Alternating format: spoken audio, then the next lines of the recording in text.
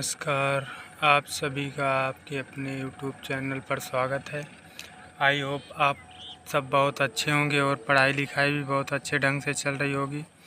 और उत्तर प्रदेश पुलिस का जो एग्ज़ाम हुआ था 2024 में 17-18 फरवरी में, तो हम सब उसी पेपर का फर्स्ट शिफ्ट का जो 17 फरवरी को फर्स्ट शिफ्ट में एग्ज़ाम हुआ था, कैंसिल हो गया था, वही पेपर देख रहे हैं, उसी का एनालिसिस देख रहे हैं। इससे हम सबको आइडिया हो जाएगा कहाँ से कैसा क्वेश्चन, किस टॉपिक से कितना क्वेश्चन आता है। तो जिन भाई बहन को अपना नंबर बढ़ाना है तो वो वीडियो ज़रूर देखें बिना स्किप किए हुए, और लास्ट में कमेंट ज़रूर करें वीडियो कैसी लगी। तो आई होप आप सब वीडियो को ज़रूर देखेंगे और कमेंट भी करेंगे। तो चलिए एक नंबर क्वेश्चन से स्टार्ट करते हैं। टोटल 38 क्वेश्चन है और हम सब देखेंगे कि किस टॉपिक से कितना क्वेश्चन आता है, और इससे हमारा पेपर बहुत ही अच्छा जाएगा। तो हिंदी से टोटल 38 क्वेश्चन है, तो 38 में से चलिए देखते हैं कितना क्वेश्चन हम सब कर लेते हैं। ये जबकि प्रीवियस ईयर का क्वेश्चन है, तो 38 क्वेश्चन में से चलिए देखते हैं कितना होता है। तो बिना देरी किए हुए स्टार्ट करते हैं वीडियो को, क्योंकि इतना समय नहीं है हम सबके पास कि पूरा एनालिसिस करें। तो हम सब सिर्फ क्वेश्चन आंसर देखते हुए स्पीड में चलेंगे। तो चलिए स्टार्ट करते हैं। पहला क्वेश्चन है, नलिन और राजू शब्द निम्नलिखित में से किस शब्द के पर्यायवाची हैं? तो इसका ऑप्शन नंबर सी सही जाएगा, कमल। नलिन और राजू कमल के पर्यायवाची शब्द हैं। हम सब व्याख्या नहीं देखेंगे क्योंकि उतना समय नहीं है हम सबके पास, बस रिवीजन का समय है और ज़्यादा समय नहीं है। चलिए दूसरा क्वेश्चन है, पूर्व और उत्तर के बीच की दिशा, इस वाक्यांश के लिए एक शब्द निम्नलिखित में से कौन सा है? तो पूर्व और उत्तर के बीच की दिशा को ईशान कहते हैं, और इसके अतिरिक्त पूर्व और दक्षिण के बीच की दिशा को आग्नेय कहते हैं। दक्षिण और पश्चिम के बीच की दिशा को नैऋत्य कहते हैं। पश्चिम और उत्तर के बीच की दिशा वायव्य कहते हैं। इसमें एक क्वेश्चन पूछा है जो पूर्व और उत्तर के बीच की दिशा पूछा, और तीनों यहाँ से देखेंगे। पूर्व और दक्षिण के बीच की दिशा को आग्नेय कहते हैं, दक्षिण और पश्चिम के बीच की दिशा को नैऋत्य कहते हैं, और पश्चिम और उत्तर के बीच की दिशा को वायव्य कहते हैं। चलिए नेक्स्ट क्वेश्चन देखते हैं। किस विकल्प में शब्द श्रुति सम भिन्नार्थक का सही अर्थ भेद है? तो कौन सा होगा? डी ऑप्शन, शशधर और शशिधर। शशधर मीन्स चांद और शशिधर मीन्स शिव होता है, तो ऑप्शन नंबर डी सही होगा। चलिए क्वेश्चन नंबर 4 देखते हैं। थोड़ा स्पीड में चलते हैं क्योंकि उतना समय नहीं है कि एकदम स्लो चलें। क्वेश्चन नंबर 4 है कि निम्नलिखित में से किस विकल्प में शुद्ध वाक्य है? पहला विकल्प है, वह ऑफिस में बैठा मेरी प्रतीक्षा कर रहा है, तो यही ऑप्शन सही है। नेक्स्ट क्वेश्चन देखते हैं। निम्नलिखित में से पुल्लिंग शब्द का चयन कीजिए। 4 ऑप्शन दिया है, इसमें से पुल्लिंग शब्द ढूंढना है, उसका चयन करना है। पहला पराधीनता, दूसरा अजवाइन, तीसरा है बिहार, चौथा है मुद्रिका। तो ऑप्शन नंबर सी, बिहार शब्द जो है ये पुल्लिंग है। क्वेश्चन नंबर 6 देखते हैं कि निम्नलिखित में से किस शब्द का प्रयोग एक वचन में होता है? तो इसमें से ऑप्शन नंबर बी सही जाएगा, सोना। जबकि प्राण, हस्ताक्षर और दर्शन ये हमेशा बहुवचन में प्रयोग होता है, और आंसू भी है जो बहुवचन में प्रयोग होता है। क्वेश्चन नंबर 7 देखते हैं। हे ईश्वर दया करो, रेखांकित शब्द में कौन सा कारक है? हे ईश्वर दया करो में कौन सा कारक है? तो संबोधन कारक है, मतलब हे ईश्वर, ईश्वर को बुला रहे हैं, मतलब याद कर रहे हैं, तो इसमें संबोधन कारक हो जाएगा। चलिए नेक्स्ट क्वेश्चन देखते हैं 8 नंबर। निम्नलिखित में से तद्भव शब्द कौन सा है? पहला है जलधि, दूसरा है शांत, तीसरा है काज, चौथा है ताप। तो इसमें से ऑप्शन नंबर सी सही जाएगा, काज शब्द जो है वो तद्भव शब्द है। 9 नंबर क्वेश्चन देखते हैं। निम्नलिखित में से किस विकल्प में सभी शब्द तत्सम हैं? कुम्हार गधा तत्सम है, या पलंग पीला तत्सम है, डंडा नाक तत्सम है, या नव्य स्वर्णकार। तो इसमें ऑप्शन नंबर डी सही जाएगा, नव्य और स्वर्णकार तत्सम शब्द हैं, जबकि तीनों ऑप्शन में तद्भव शब्द हैं। ऑप्शन नंबर डी 9 का। चलिए क्वेश्चन नंबर 10 देखते हैं। रक्त रंजित शब्द में कौन सा समास है? तो रक्त रंजित शब्द में तत्पुरुष समास है, यानी रक्त से रंजित। इसमें क्या होगी? दूसरा पद प्रधान है। कौन सा समास हो जाएगा? तो तत्पुरुष समास हो जाएगा। चलिए क्वेश्चन नंबर 11 देखते हैं। क्यों कब कौन से सर्वनाम के उदाहरण हैं? क्यों कब यानी कि क्यों और कब कौन से सर्वनाम के उदाहरण है? तो ये हो जाएगा प्रश्नवाचक सर्वनाम, क्योंकि इसमें क्वेश्चन किया जाता है। नेक्स्ट क्वेश्चन देखते हैं 12 नंबर। मदिरालय शब्द के संधि विच्छेद का चयन कीजिए। तो इसमें से मदिरा प्लस आलय, मदिरालय का संधि विच्छेद मदिरा प्लस आलय हो जाएगा। नेक्स्ट क्वेश्चन है अवतरण चिन्ह को और किस नाम से जाना जाता है? तो अवतरण चिन्ह को उद्धरण चिन्ह के नाम से भी जाना जाता है। चलिए क्वेश्चन नंबर 14 देखते हैं। सतसई शब्द में किस प्रकार के संख्या बोधक विशेषण का प्रयोग हुआ है? सतसई यानी समुच्चय बोधक शब्द का विशेषण का प्रयोग हुआ है। सतसई शब्द में समुच्चय बोधक विशेषण है। चलिए 15 नंबर क्वेश्चन देखते हैं कि राधा ने पायल से चिट्ठी लिखवाई, इस वाक्य में कौन सी क्रिया है? तो इसमें प्रेरणार्थक क्रिया, ऑप्शन नंबर ए, क्योंकि किसी ने दूसरे से चिट्ठी लिखवाई है, खुद नहीं लिखी। जैसे राधा ने खुद नहीं चिट्ठी लिखी, पायल से लिखवाई, यानी प्रेरणार्थक क्रिया हो जाएगी। नेक्स्ट क्वेश्चन देखते हैं 16 नंबर कि चिल्लाहट में कौन सा प्रत्यय है? तो चिल्लाहट में आहट प्रत्यय है। कौन सा प्रत्यय है? आहट प्रत्यय। 17 नंबर क्वेश्चन है अभिभाषण शब्द में कौन सा उपसर्ग है? तो अभिभाषण शब्द में अभि उपसर्ग है। और एक कन्फ्यूज़न रहता है कुछ भाइयों बहनों को कि प्रत्यय पहले लगता है या बाद में, और उपसर्ग पहले लगता है या बाद में। तो इसका एक ट्रिक है, यही बस एक वर्ड याद करना है। उपसर्ग में छोटा ऊ पहले है, प्रत्यय में पा है। तो हिंदी वर्णमाला में छोटा ऊ पहले आता है, यानी उपसर्ग में पहले होगा और प्रत्यय में बाद में, शब्द में कोई शब्द मतलब जुड़कर बनता है। तो आगे देखते हैं हम सब 18 नंबर क्वेश्चन। तिल का ताड़ बनाना मुहावरे का अर्थ है कौन सा है? साधारण बात को बढ़ा चढ़ा कर कहना, यानी छोटी बात को बहुत बड़ा चढ़ा के बता देना।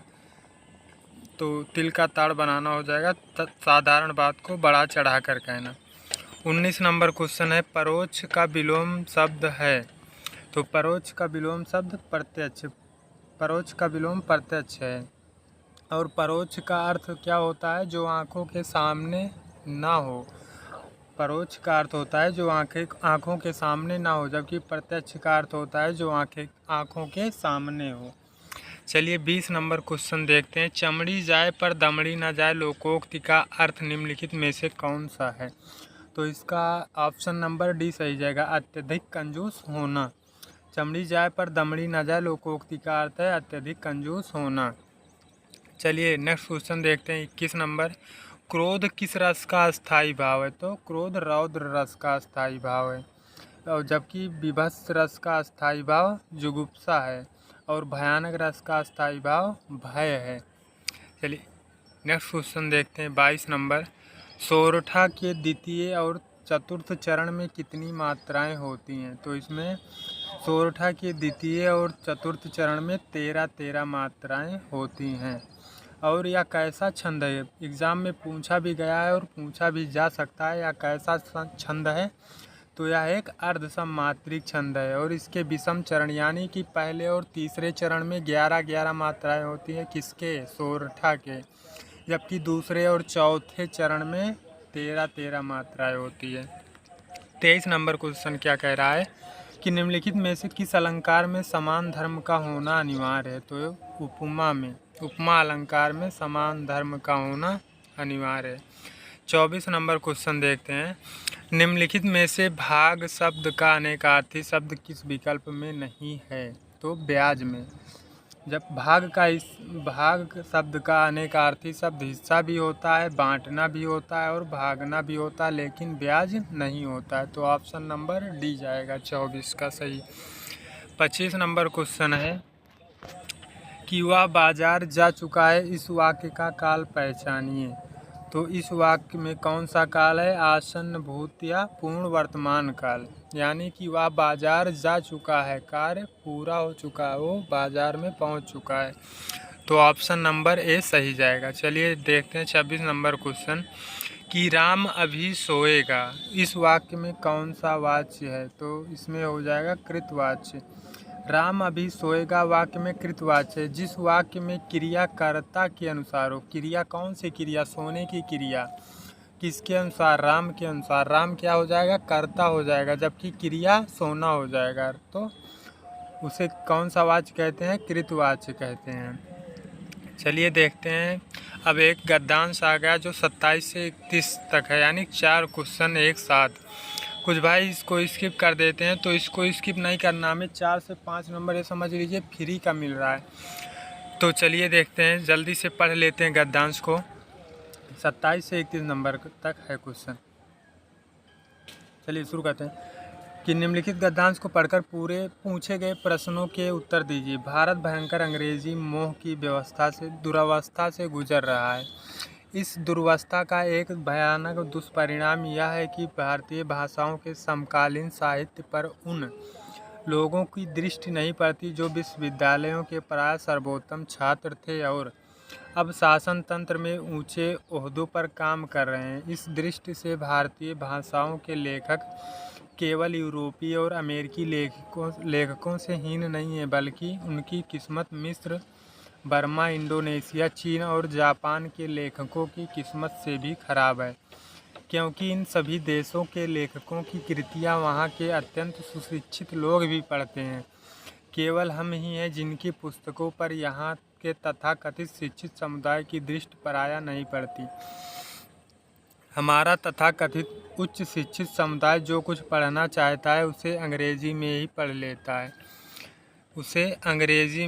लेता है। यहाँ तक कि उसकी कविता और उपन्यास पढ़ने की तृष्णा भी अंग्रेजी की कविता और उपन्यास पढ़कर ही समाप्त हो जाती है, और उसे यह जानने की इच्छा ही नहीं होती कि शरीर से वह जिस समाज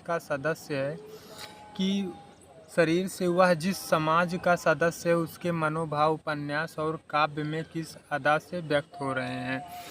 तो चलिए क्वेश्चन देखते हैं। 27 नंबर क्वेश्चन कह रहा है, यही गद्यांश से पूछा है कि उपर्युक्त शीर्षक दीजिए। तो इसमें शीर्षक है भारतीय शिक्षितों का अंग्रेजी मोह। तो 28 नंबर क्वेश्चन क्या कह रहा है कि भारतीय लेखकों की किस्मत, अभी ऊपर पढ़े थे हम सब गद्यांश, तो कह रहा है भारतीय लेखकों की किस्मत खराब है क्योंकि वह अपनी बात भारतीय शिक्षित पाठकों तक पहुंचा नहीं पाते हैं। लेकिन ऊपर कुछ देशों का नाम दिया था, चीन, इंडोनेशिया, बर्मा, म्यांमार, ऐसे कुछ देश थे जो अपने शिक्षित पाठकों के पास तक पहुंचाते थे, लेकिन भारतीय शिक्षित पाठकों तक नहीं पहुंच पाता है, इसीलिए भारतीय लेखकों की किस्मत खराब है। चलिए 29 नंबर क्वेश्चन देखते हैं। अगर आप सबको हमारी बात समझ में ना आ रही तो आप सब वीडियो को रोक करके पॉज करके खुद सॉल्व कर लीजिएगा, शायद समझ में आ जाए। और चलिए नेक्स्ट क्वेश्चन 29 नंबर देखते हैं कि भारतीय भाषाओं के साहित्य के प्रति समाज के किस वर्ग में अरुचि की भावना है? तो किसमें है? सुशिक्षित। भारतीय भाषाओं के साहित्य के प्रति समाज के सुशिक्षित वर्ग में अरुचि की भावना है, क्योंकि वे अंग्रेजी भाषा से अधिक प्रभावित होते हैं। वे जो कुछ पढ़ना चाहते हैं उसे अंग्रेजी में ही पढ़ लेते हैं, यहाँ तक कि उनकी कविता और उपन्यास पढ़ने की तृष्णा भी अंग्रेजी की कविता और उपन्यास पढ़कर ही समाप्त हो जाती है। अभी ऊपर हम सब गद्यांश में पढ़ें। तो चलिए 30 नंबर क्वेश्चन देखते हैं। अभी गद्यांश का 2 क्वेश्चन है, 30 और 31 नंबर। भारतीय भाषाओं के लेखक अमेरिकी, यूरोपीय, चीन, बर्मा तथा जापान के लेखकों से ही हीन है, क्योंकि उनके साहित्य को भारत के सुशिक्षित लोग नहीं पढ़ते हैं। क्यों नहीं पढ़ते हैं? क्योंकि उनको अंग्रेजी भाषा में पढ़ना पसंद है, इसीलिए हिंदी लेखकों के जापानी, अमेरिकी, यूरोपीय, चीन, बर्मा के लेखकों से हीन है। चलिए 31 नंबर क्वेश्चन देखते हैं कि भारत का सुशिक्षित समाज कौन सा साहित्य भारत का सुशिक्षित समाज कौन सा साहित्य पढ़कर संतुष्ट हो जाता है। तो चलिए आप सब इस क्वेश्चन का आंसर कमेंट बॉक्स में ज़रूर करिए, क्योंकि अभी ऊपर हम सब देख चुके हैं। चलिए 32 नंबर क्वेश्चन भाषा और बोली से संबंधित है। तो देखते हैं, निम्नलिखित में से कौन सी भाषा पश्चिमी हिंदी से संबंध रखती है। तो कौन सी भाषा है? बांगरू। किस हिंदी से संबंधित है? बांगरू पश्चिमी हिंदी से संबंधित है। तो आप सब ये टॉपिक ज़रूर देख लीजिएगा, क्योंकि लगभग हर शिफ्ट यानी चारों शिफ्ट में 1-2 क्वेश्चन आया था भाषा और बोली और उस उप बोली से। तो दिए गए विकल्पों में बांगरू भाषा पश्चिमी हिंदी से संबंध रखी है। पश्चिमी हिंदी में खड़ी बोली, ब्रज, बांगरू, हरियाणवी, बुंदेली तथा कन्नौजी शामिल है। चलिए 33 नंबर क्वेश्चन देखते हैं, निम्नलिखित में से कौन सा प्रकार का रीतवाचक क्रिया विशेषण है? नहीं। निम्नलिखित में से नहीं कौन से प्रकार का रीतिवाचक क्रिया विशेषण में ए ऑप्शन निषेधवाचक हो जाएगा। थोड़ा क्लियर कम दिख रहा है, तो आप सब पढ़ दे रहा हूँ, वही सब सुन के समझ जाइएगा। 34 नंबर क्वेश्चन है, क्या कह रहा है कि निम्नलिखित में से समुद्र शब्द का पर्यायवाची शब्द कौन सा है? तो कौन सा है? रत्नाकर। रत्नाकर समुद्र शब्द का पर्यायवाची है। इसके अतिरिक्त सागर, उदधि, वारिधि, पारावार, सिंधु आदि इसके पर्यायवाची हैं। किसके? समुद्र के। 35 नंबर क्वेश्चन क्या कह रहा है कि मेघ और मेध, ये क्वेश्चन इस टाइप का क्वेश्चन भी लगभग हर शिफ्ट में एक आया था। तो ऐसे श्रुतिसम भिन्नार्थक शब्द ज़रूर देख लीजिएगा। क्या कह रहा है? मेघ और मेध श्रुतिसम भिन्नार्थक शब्द का सही अर्थ भेद निम्नलिखित में से कौन सा है? तो इसमें हो जाएगा बादल और यज्ञ, यानी कि 35 नंबर क्वेश्चन का ऑप्शन नंबर सी। तो आप सब चारों शिफ्ट का, यानी कि जो 17-18 फरवरी में एग्ज़ाम हुआ था, जीके, हिंदी, रीजनिंग और मैथ, सभी यानी चारों सब्जेक्ट हम यहाँ पे डाल देंगे, वीडियो अपलोड कर देंगे। जिसको भाई देखना होगा वो देख लेगा और दोस्तों के साथ शेयर कर देगा। चलिए 36 नंबर क्वेश्चन देखते हैं, नहीं तो वीडियो बहुत लंबी हो जाएगी। स्त्री जो अभिनय करती हो, वाक्यांश के लिए एक शब्द का चयन कीजिए। तो उसको क्या कहेंगे? अभिनेत्री। और वह पुरुष जो अभिनय करता हो उसको अभिनेता कहते हैं। चलिए नेक्स्ट क्वेश्चन है 37 नंबर। 37 नंबर क्वेश्चन क्या कह रहा है कि मानसरोवर किसकी रचनाओं का संकलन है? तो मानसरोवर मुंशी प्रेमचंद के रचनाओं का संकलन है। मानसरोवर कथा संग्रह प्रेमचंद्र द्वारा लिखी गई कहानियों का संकलन है। उनके निधन के पश्चात मानसरोवर नाम से 8 खंडों में प्रकाशित इस संकलन में उनकी 200 से भी अधिक कहानियों को शामिल किया गया है। किसमें? मानसरोवर। यह क्या है? कथा संग्रह। चलिए नेक्स्ट क्वेश्चन देखते हैं, लास्ट क्वेश्चन है कि मीराबाई किसकी शिष्या थी? तो किसकी शिष्या थी? संत रैदास की शिष्या थी। मीराबाई संत रैदास की शिष्या थी। इन्होंने जात पात का घोर खंडन किया और आत्मज्ञान का मार्ग दिखाया। तो आप सब भाई बहनों को वीडियो देखने के लिए बहुत बहुत धन्यवाद। वीडियो को लाइक, शेयर और चैनल को सब्सक्राइब ज़रूर करें, क्योंकि बिना आप सभी के प्यार के कुछ नहीं हो सकता है। और डेली ऐसी वीडियो पाने के लिए चैनल को सब्सक्राइब ज़रूर कर लें। यूपी पुलिस के एग्ज़ाम के बाद आप सबको प्रैक्टिस सेट करना होगा, तो आरओ के लिए तो चैनल को ज़रूर सब्सक्राइब कर लीजिए, क्योंकि डेली वीडियो अपलोड होगी अब। और यूपी पुलिस वाले ज़रूर सब्सक्राइब कर लें, क्योंकि अब 2-3 वीडियो डेली अपलोड होगी। तो आप सभी का इतना प्यार देने के लिए बहुत बहुत धन्यवाद। ऐसे ही अपना प्यार बनाए रखिएगा। धन्यवाद। और वीडियो कैसी लगी फीडबैक ज़रूर दीजिएगा कमेंट बॉक्स में। Thank you.